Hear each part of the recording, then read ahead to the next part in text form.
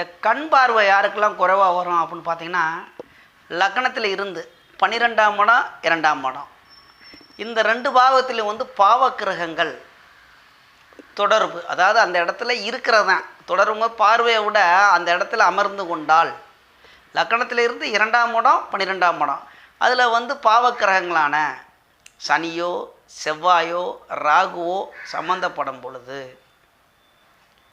அந்த இடத்துல இன்னொன்று மேச லக்கணமாக இருந்து சூரியன் உச்சம் பெற்று இந்த மாதிரி இருந்தாக்க நம்ம கண்ணுக்கு பாதிப்பாகும்.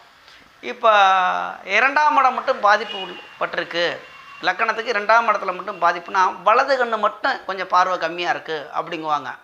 12ஆம் இடம் பாதிப்பாக இருக்குது, இடது கண்ணு கொஞ்சம் பார்வை கம்மியாக இருக்குது, இந்த இடது கண்ணு மட்டும் தொந்தரவு பண்ணுது அப்படின்னு இருப்பாங்க. 2 கண்ணும் பார்வை எனக்கு கொஞ்சம் கண்ணாடி போட்டுக்கிட்டு இருக்காங்க அப்படின்னா சூரியன் உச்சம் போட்டு 2 பக்கத்திலும் பாவர் இருக்கிறது.